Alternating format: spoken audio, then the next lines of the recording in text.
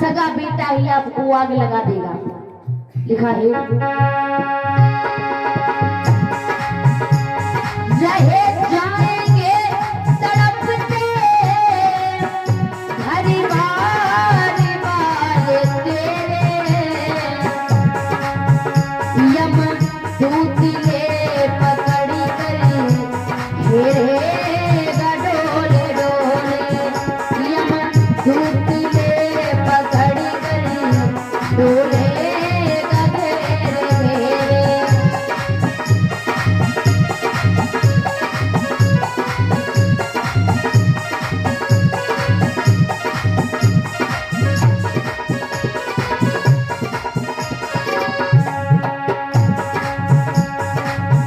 क्योंकि लिखा है कि गोरे गोरे रंग पे गुमान करे बाबर और रंग के पतिंग रंग छिद में उड़ जाएंगे। और कहते कबीर दास जीवन की कौनास और अंत समय में तेरा हाड़ मांस कुकरव न खाए हो। लिखा है क्योंकि जब ये शरीर महाराज पड़ा होता है तो जो अगर आपका शरीर महकने लगा तो जीव जंतु भी नहीं खाएंगे, क्योंकि वो भी अच्छा ही भोजन जानते हैं। रखते ये लकड़ियों में चुन कर तेरे बदन को, दे देगा आग तुझको बेटा वो खास होगा, दे देगा आग तुझको बेटा वो खास होगा।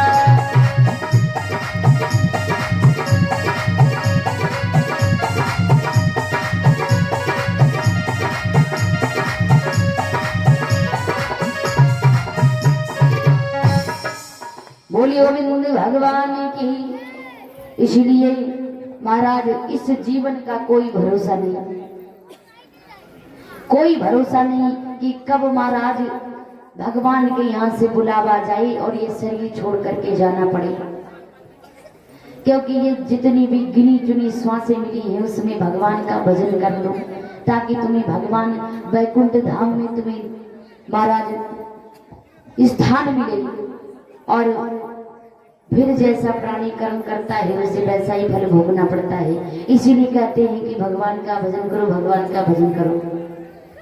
भगवान का भजन करोगे तभी महाराज वैकुंठ धाम में आपको स्थान मिलेगा। भजन नहीं करोगे तो यमदूत लेके पकड़ करके जाएंगे, जाओगे यमलोक में, फिर वो कैसी सजा देंगे महाराज, कहीं अग्नि कुंड में डालेंगे। क्योंकि नरक जो होता है वो बड़ा ही महाराज गलत चीज होती है। इसीलिए कहते हैं कि भजन करो, ताकि अच्छे भजन करोगे तो अच्छे कर्म चढ़ेंगे और तभी भगवान के दर्शन होंगे, भगवान के चरणों में आपको स्थान मिलेगा। आज इसीलिए महाराज जीवन का कोई भरोसा नहीं और किसकी किस्मत में क्या लिखा है कोई नहीं जानता। आज कहाँ मैया सुनीति रानी थी, महारानी थी, आज अयोध्या की रानी थी महाराज, उत्तानपाद की पत्नी थी। आज छोटी रानी आई तो उसने आते आते ही महलों से निकाल दिया। आज बड़ी रानी जो थी आज अपनी झोपड़ी एक खेत में डाल करके अपने जीवन को व्यतीत करने लगी, अपने जीवन को व्यतीत करने लगी ही महाराज खेत से नाज बटोर बटोर करके लाती हैं और आज खुद चक्की से पीस करके अपने जीवन को व्यतीत करती हैं। टूटी सी चारपाई है, टूटी फूटी सी झोपड़ी है, आज सारी सारी रात हो जाती है, नींद नहीं आती महाराज, नींद नहीं आती है, दिमाग बस बड़े विचार आ रहे हैं, एक ही बात में लगा रहता है। मैया सुनीति आज प्रार्थना कर रही है कि हे प्रभु, हे परमपिता परमात्मा, पता नहीं हमने कौन से पिछले जन्म में कर्म किए होंगे जो तूने इस जन्म में हमें एक संतान का सुख नहीं दिया। आज बड़ी परेशान है, बड़ी मन में विचार आ रहे हैं और इसी प्रकार से धीरे धीरे समय गुजरता चला गया। धीरे धीरे जब समय गुजरता चला गया, एक दिन मन में विचार आया कि ऐसे जीवन से जीना तो अच्छा है कि मैं अपने प्राण ही त्याग दूं। ऐसे जीवन से क्या जीने का फायदा जो महाराज ना ही जो तिल तिल करके मरे, इससे अच्छा तो है वो एक ही बार में मर जाए। आज मैया सुनीति जो थी बियाबान जंगल की ओर निकल पड़ी अपने प्राणों को त्यागने के लिए। आज अपने पिया की याद करती हुई जा रही है कि हे स्वामी हमें क्षमा कर देना, क्योंकि मैंने आज तक आपसे बिना पूछे कोई कार्य नहीं किया। आज मैं इतना बड़ा कदम उठाने के लिए जा रही हूँ, आज अपने प्राण त्यागने जा रही हूँ और जा रही है अपने पिया की याद करती हुई।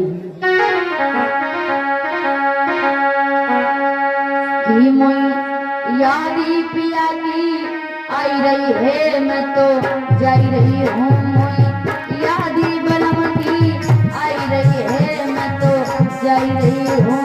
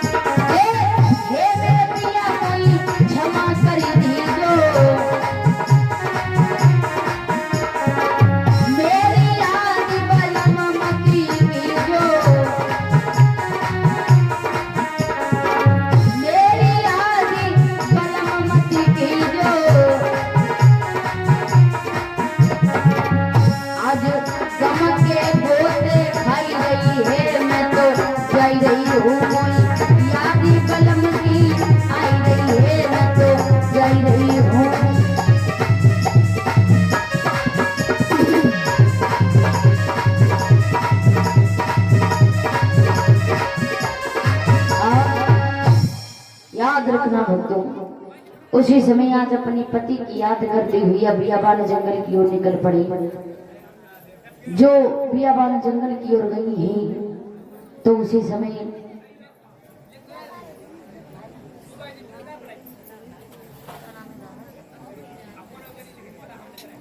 और हमारे दादा की तरफ से प्रभु के पावन चरणों में शम्प्रदान हुए हैं। जीवन मंगलमय हो। मंच की तरफ से शुभ आशीर्वाद मंगल कामना है, राधे राधे से कामना है हमेशा ही हमारे दादा के यहाँ धर्म की ओर बढ़ते रहे और ऐसे ही संत सनातन धर्म की रक्षा करें। बोली सत्य दरबार की, वृंदावन बिहारी लाल की। महाराज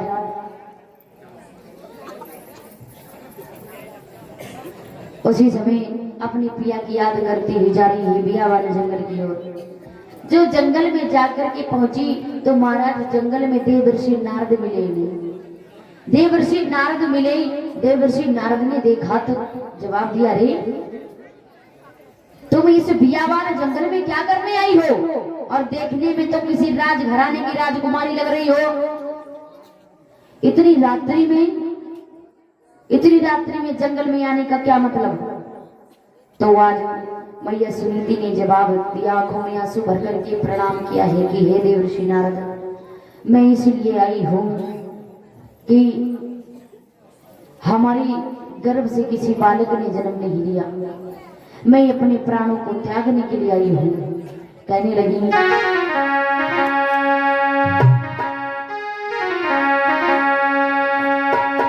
कि इतनी उम्र गई बीती रे ना पैदा भोतारी।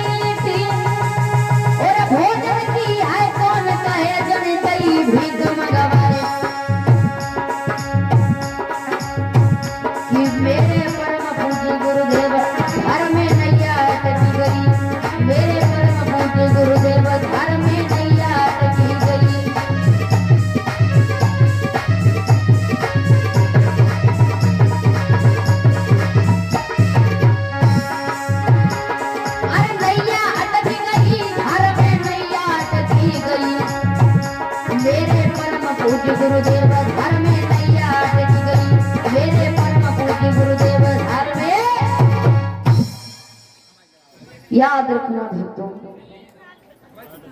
22वीं पर आज मैया सुनीति ने समझा करके कहा कि हे देवर्षि नारद, इतने दिन व्यतीत हो गए हमारे विवाह को, लेकिन अभी तक हमारे गर्भ से किसी बालक ने जन्म नहीं लिया।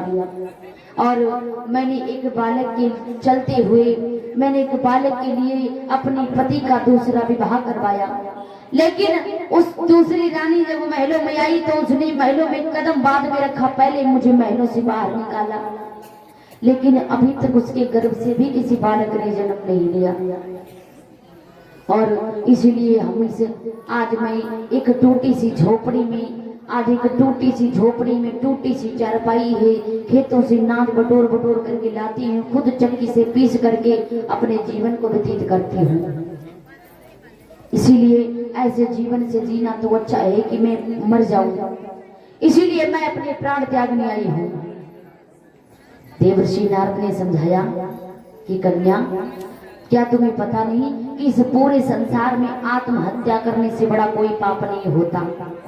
सबसे बड़ा पाप होता है आत्महत्या करना, क्योंकि इतना सुंदर भगवान का दिया हुआ जीवन मिला है, उसे व्यतीत करो, क्योंकि सुख और दुख तो जीवन में आते ही रहते हैं। अगर इंसान सुख ही सुख चाहे तो दुख कौन लेगा? इसीलिए दुख भी आते हैं और सुख भी आते हैं। दुख से कभी हार मत मानो, दुख से लड़ करके अपनी मंजिल को हासिल करो। इसीलिए कभी भी दुख से पीछे मत हटो कि मैं दुखी हूं तो मैं अपनी प्राण त्याग दूंगा।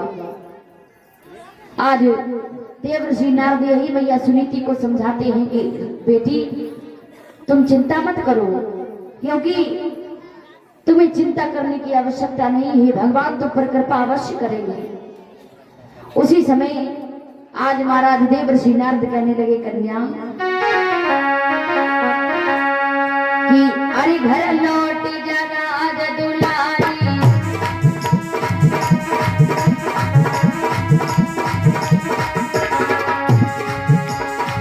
अरे घर लौट जा राज दुलारी, बेटा तेरे होए अवतारी।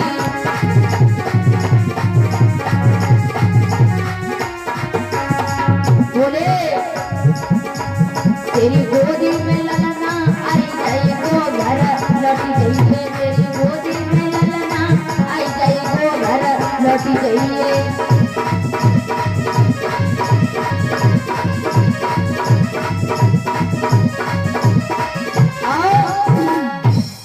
याद रखना मेरे भक्तों, आज देवर्षि नारद समझा करके कहने लगी, कन्या तुम अपने घर को लौट जाओ, मैं तुम्हें वरदान देता हूँ कि तुम्हारे गर्भ से एक बड़ा ही सुंदर और भक्त बेटा जन्म लेगा। मैया सुनीति कहने लगी कि हम तो आज तक समझते थे कि संत कभी झूठ नहीं बोलते, लेकिन आज पता लग गया कि संत भी झूठ बोलते हैं। अरे आप हमें झूठ बोल करके हमारे दिल को झूठी तसल्ली मत दीजिए, क्योंकि हमारे गर्भ से बालक होने वाला नहीं है।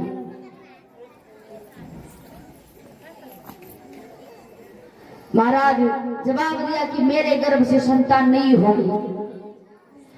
देवर्षि नारद कहने लगे, कन्या हमारे मुख से निकली हुई बात कभी झूठ नहीं होती, ये मत भूलना।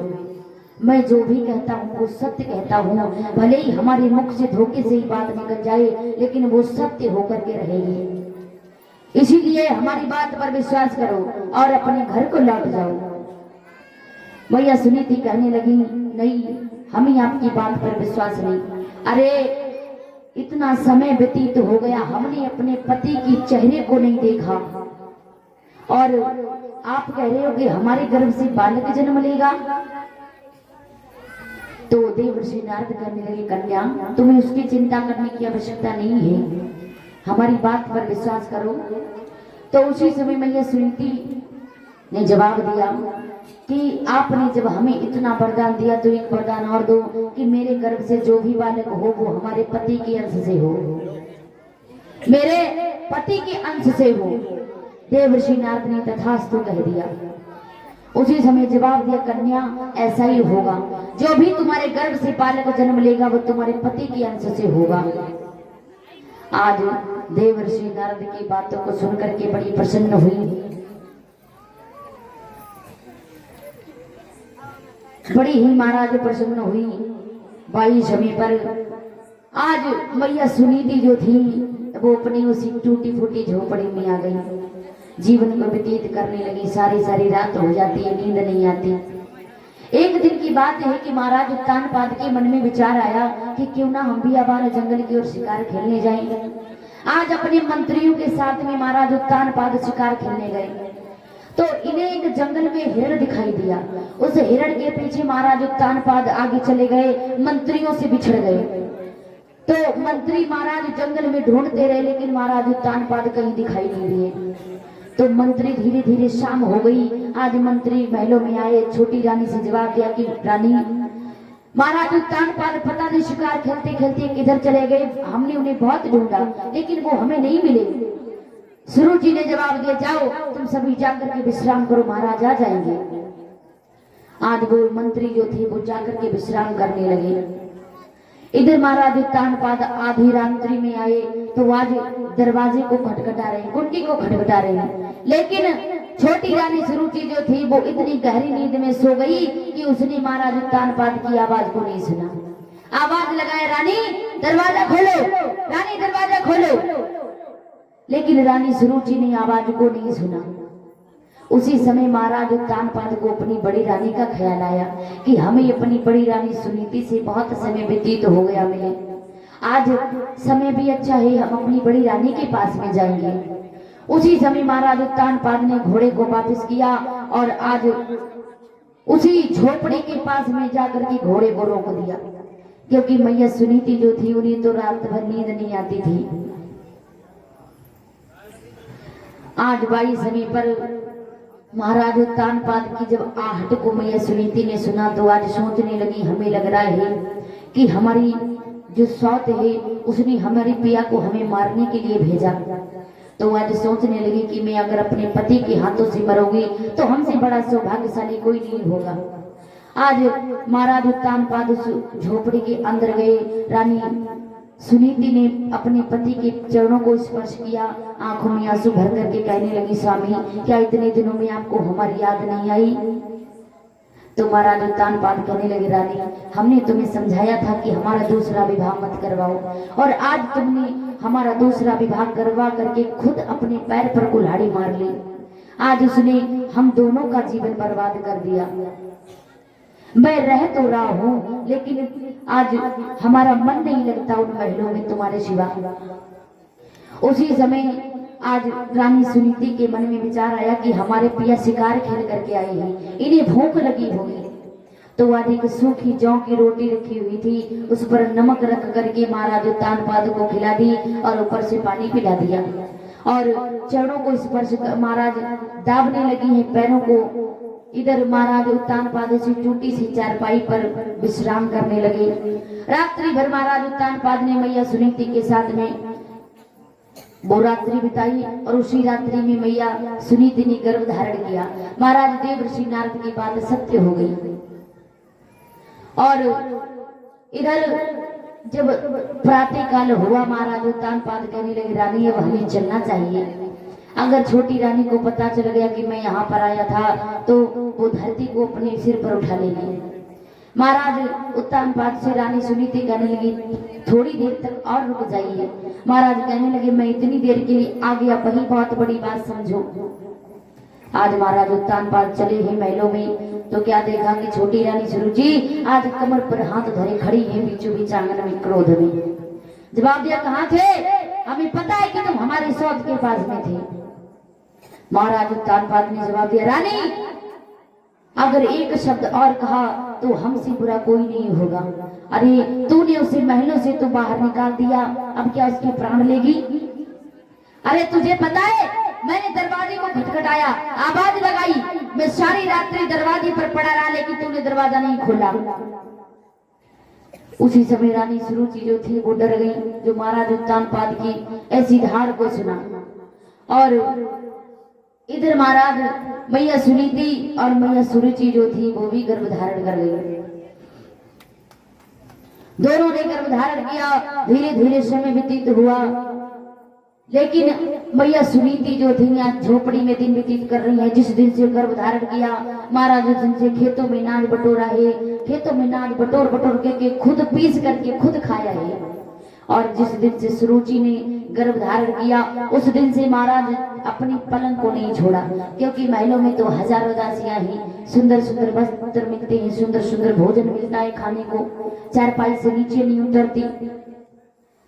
उसी समय इधर दोनों के गर्भ से बड़े ही धीरे धीरे जब 9 मास गर्भ के व्यतीत हुए तो दोनों के गर्भ से बड़े ही सुंदर बालकों ने जन्म लिया।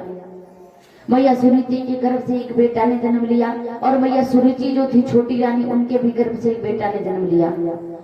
जो मैया सुनीति थी विद्वानों ने उस पुत्र का नाम ध्रुव रखा और जो मैया सुरुचि थी आज विद्वानों ने उसका नाम उत्तम रखा। महाराज जब धीरे इधर जो उत्तम है वो महलों में पल रहे हैं, पालने में महाराज खेल रहे हैं, सुंदर सुंदर वस्त्र, सुंदर सुंदर आभूषण, हजारों दासियां हैं खिलाने के लिए, लेकिन ध्रुव बेचारे पत्तों पर पड़े रहते, रोते रहते हैं। मैया सुनीति अपना काम करती है, उन्हें खिलाने वाला कोई नहीं है। लिखने वाले ने बड़ी अच्छी बात लिखी है क्या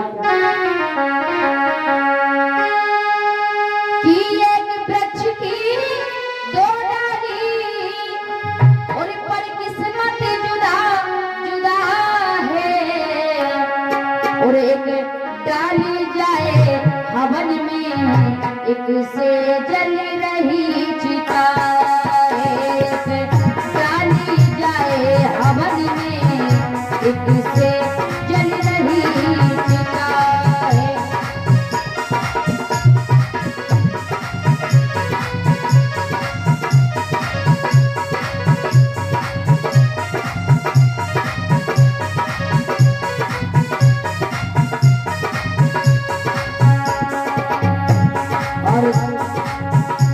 क्योंकि महाराज वृक्ष होता है उसकी डालियां अनेकों होती है, लेकिन कौन सी डाली कहाँ जाएगी ये कोई पता नहीं। एक डाली तो हवन में जाती है, हवन में अपना काम करती है, और दूसरी जो है वो चिता में जाती है।